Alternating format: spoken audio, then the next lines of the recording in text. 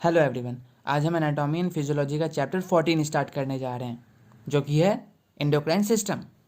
चलिए सिलेबस देख लेते हैं कि क्या सब पढ़ना है हमें इस चैप्टर में। इस चैप्टर में हमें एंडोक्राइन सिस्टम में आने वाले ग्लैंड से रिलीज होने वाले हार्मोन्स के बारे में पढ़ना है और उन हार्मोन्स के फंक्शन को पढ़ना है। कौन सब हैं वो glands? Pituitary gland, adrenal gland, thyroid and parathyroid gland, pancreas and gonads. चलिए अब ध्यान से सुनिए। इस चैप्टर में 90% आपको याद ही करना होगा, इसीलिए मैंने आपके लिए माइंड मैप बना रखा है ताकि आप इजीली याद कर सको। चलिए अब मैं मान के चल रहा हूँ कि आपने माइंड मैप को याद कर रखा है। एंडोक्राइन सिस्टम को समझिए। एंडोक्राइन सिस्टम में आने वाले ग्लैंड्स डक्टलेस होते हैं, यानी कि हार्मोन्स को ट्रांसफ़र करने के लिए कोई भी पाइप लाइक स्ट्रक्चर की ज़रूरत नहीं होती है। एंडोक्राइन ग्लैंड्स आसपास के सराउंडिंग में ही हार्मोन्स को रिलीज कर देते हैं। ये बहुत इंपॉर्टेंट पॉइंट है एग्जिट एग्जाम के पॉइंट ऑफ व्यू से। जो हमारा एंडोक्राइन ग्लैंड्स है वो डक्टलेस ग्लैंड्स होता है। तो अभी हमने जाना कि एंडोक्राइन सिस्टम डक्टलेस ग्लैंड्स के नेटवर्क से बना होता है। साथ ही साथ और भी पॉइंट्स को समझिए। एंडोक्राइन ग्लैंड्स अपने अंदर हार्मोन्स को प्रोड्यूस करते हैं और अपने अंदर ही स्टोर रखते हैं। जब बॉडी को उन हार्मोन्स की ज़रूरत होती है तो हार्मोन्स को एंडोक्राइन ग्लैंड्स के द्वारा रिलीज कर दिया जाता है। ये हार्मोन्स केमिकल मैसेंजर्स के तौर पर काम करते हैं और बॉडी के अलग अलग फंक्शंस को परफॉर्म करने में हेल्प करते हैं, जैसे कि growth, development, metabolism and reproductive process को। चलिए अब एक एक करके एंडोक्राइन ग्लैंड्स को समझिए। फर्स्ट है पिट्यूटरी ग्लैंड। देखिए, पिट्यूटरी ग्लैंड को मास्टर ग्लैंड भी बोला जाता है क्योंकि ये दूसरे एंडोक्राइन ग्लैंड्स को भी रेगुलेट करता है। सेकेंड है थायराइड ग्लैंड। थायराइड ग्लैंड जो हार्मोन प्रोड्यूस करता है वो रेगुलेट करता है मेटाबॉलिज्म को और ग्रोथ को। अभी मैं आपको बस ग्लैंड्स का इंट्रोडक्शन दे रहा हूँ, आगे पढ़ेंगे डिटेल में। थर्ड है एड्रिनल ग्लैंड। एड्रिनल ग्लैंड जिन हार्मोन्स को प्रोड्यूस करता है वो रिस्पॉन्सिबल होते हैं स्ट्रेस रिस्पॉन्स को रेगुलेट करने के लिए, ब्लड प्रेशर को रेगुलेट करने के लिए और इलेक्ट्रोलाइट को बैलेंस करने के लिए। फोर्थ है पैनक्रियाज। पैनक्रियाज जिन हार्मोन्स को प्रोड्यूस करता है, जैसे कि इंसुलिन एंड ग्लूकागोन, वो रेगुलेट करते हैं ब्लड शुगर लेवल को। फिफ्थ है ओवेरीज। ये फीमेल रिप्रोडक्टिव पार्ट होता है। ओवेरीज प्रोड्यूस करता है एस्ट्रोजन एंड प्रोजेस्टेरॉन को, जो रिप्रोडक्टिव प्रोसेस को रेगुलेट करते हैं।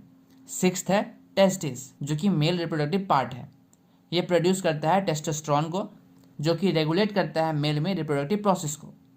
चलिए वीडियो को पॉज कीजिए और पूरे स्लाइड को पढ़िए एक बार।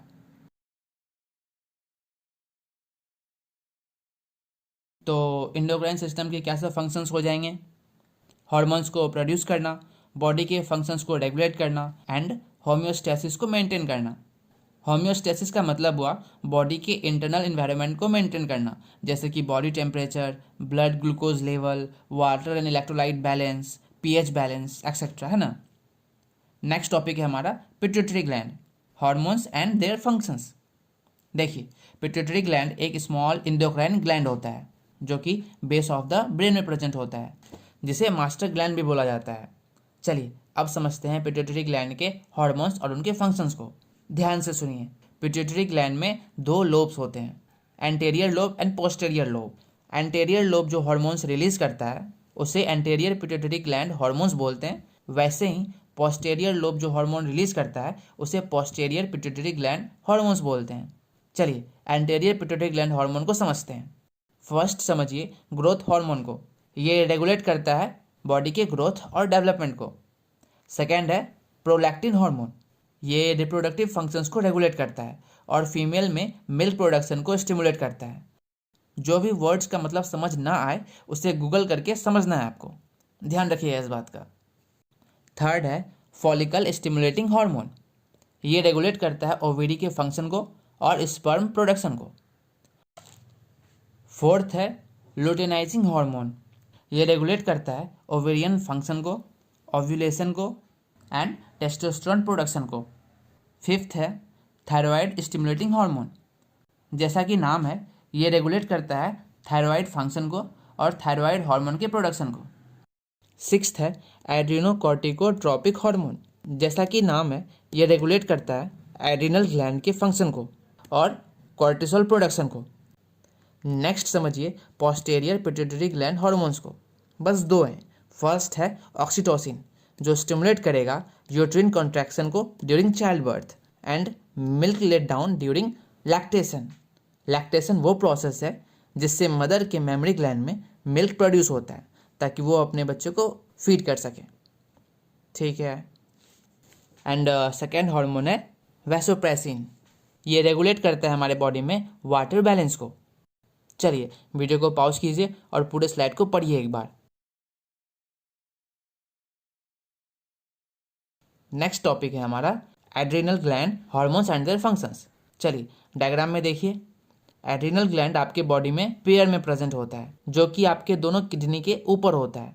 डायग्राम में आप एड्रिनल कॉर्टेक्स और एड्रिनल मेडुला रीजन को देख पा रहे हो।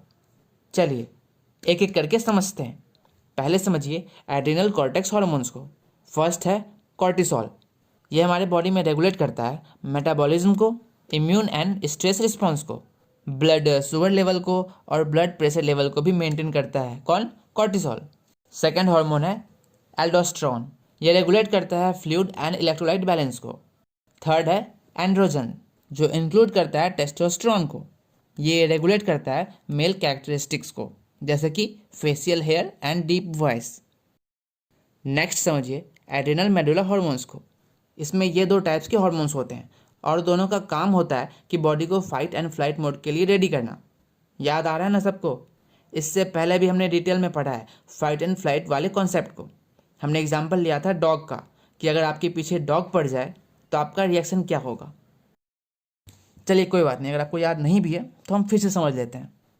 सपोज आप कहीं जा रहे हैं और रास्ते में कुछ डॉग्स आप पर भौंकने लगे तो आप क्या करेंगे? तभी आपके पास दो ऑप्शंस हैं, या तो उनको डांटोगे मतलब फाइट करोगे, या तो भागोगे मतलब फ्लाइट करोगे, है ना।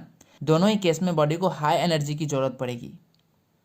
तो उस केस में ये दोनों हार्मोन रिलीज होंगे और आपके हार्ट रेट को, ब्लड प्रेशर को और एनर्जी लेवल को बढ़ा देंगे। चलिए वीडियो को पॉज कीजिए और पूरे स्लाइड को पढ़िए एक बार।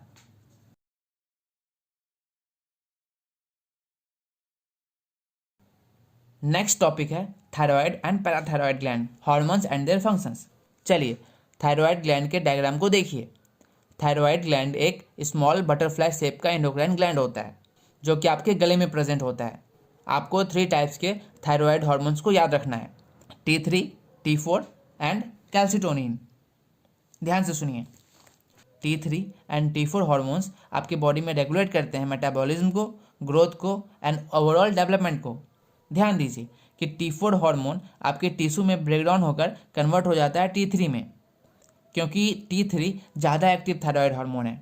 बस इतना आपको याद रखना है कि T4 T3 में कन्वर्ट हो जाता है और बॉडी में रेगुलेट करता है मेटाबॉलिज्म को, ग्रोथ को और ओवरऑल डेवलपमेंट को। कैल्सिटोनिन हार्मोन जो है वो ब्लड में कैल्शियम लेवल को बैलेंस करता है। नेक्स्ट है पैराथायराइड ग्लैंड। डायग्राम में देखिए कि पैराथायराइड ग्लैंड कहाँ प्रेजेंट होता है। ये नंबर में 4 होते हैं और थायराइड ग्लैंड के पास ही प्रेजेंट होते हैं। ये रिलीज करते हैं पैराथायराइड हार्मोन को जो रेगुलेट करता है ब्लड में कैल्शियम लेवल को और न्यूबॉर्न टिश्यू के फॉर्मेशन को। वीडियो को पॉज कीजिए और पूरे स्लाइड को पढ़िए एक बार।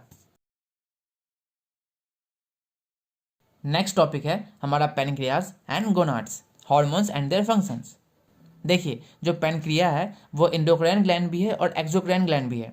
एंडोक्राइन ग्लैंड का मतलब हुआ कि जो ग्लैंड हार्मोन्स को डायरेक्ट सराउंडिंग में रिलीज करते हैं।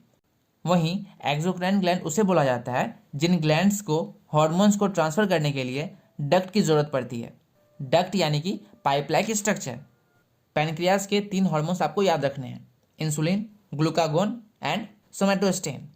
ये 3 हार्मोन्स का काम होता है बॉडी में ब्लड शुगर लेवल को बैलेंस करना। अब कैसे बैलेंस होता है वो समझिए। फर्स्ट है इंसुलिन। इंसुलिन तब रिलीज होता है जब ब्लड में शुगर लेवल हाई हो जाता है, तो इंसुलिन शुगर लेवल को नॉर्मल रेंज में वापस से ले आता है। यही रीज़न है डायबिटिक पेशेंट को हम इंसुलिन का इंजेक्शन लगाते हैं, क्योंकि उनके बॉडी में इनफ इंसुलिन प्रोड्यूस नहीं हो पाता है। सेकेंड है ग्लूकागोन। ये तब रिलीज होता है जब ब्लड में शुगर लेवल लो हो जाता है, तो ग्लूकागोन का काम होता है ब्लड में शुगर लेवल को बढ़ाकर नॉर्मल रेंज में वापस से लेकर के आना। थर्ड है सोमेटोस्टेन। ये हार्मोन रेगुलेट करता है इंसुलिन को और ग्लूकागोन को। मतलब इसका काम होता है कि ये पता लगाना कि बॉडी में इंसुलिन रिलीज करना है या फिर ग्लूकागोन। अगर इंसुलिन रिलीज करना है तो कितना अमाउंट में करना है, या फिर अगर ग्लूकागोन रिलीज करना है तो कितना अमाउंट में करना है। नेक्स्ट टॉपिक है गोनाड्स। गोनाड्स ऐसे ऑर्गन्स को कहा जाता है जो गैमेट्स को प्रोड्यूस करते हैं। फीमेल में ओवरी एग को प्रोड्यूस करेंगे एंड मेल में टेस्टिस स्पर्म को। अभी इनका सिर्फ इंट्रोडक्शन दे रहा हूँ आपको, इस कॉन्सेप्ट को डिटेल में पढ़ेंगे हम नेक्स्ट चैप्टर में, जो कि है रिप्रोडक्टिव सिस्टम। ओवेरीज दो हार्मोन्स रिलीज करता है, एस्ट्रोजन एंड प्रोजेस्टेरॉन। एस्ट्रोजन का काम होता है फीमेल रिप्रोडक्टिव प्रोसेस को रेगुलेट करना, जैसे कि menstrual cycle, pregnancy and lactation. Lactation का मतलब प्रेगनेंसी के दौरान मदर के मेमोरी ग्लैंड में मिल्क फॉर्म होने का प्रोसेस। नेक्स्ट समझिए प्रोजेस्टेरॉन के फंक्शन को। इसका काम होता है यूट्रस को प्रेगनेंसी के लिए प्रिपेयर करना और प्रेगनेंसी कंसीव होने के बाद प्रेगनेंसी को मेंटेन रखना। नेक्स्ट टेस्टिस के हार्मोन्स को समझिए, जो कि है टेस्टोस्टेरोन। ये रेगुलेट करता है मेल रिप्रोडक्टिव हेल्थ को, जैसे कि स्पर्म प्रोडक्शन एंड फर्टिलिटी। चलिए, आपका चैप्टर खत्म हो चुका है। ये कुछ क्वेश्चंस हैं जो आपको प्रैक्टिस करना है।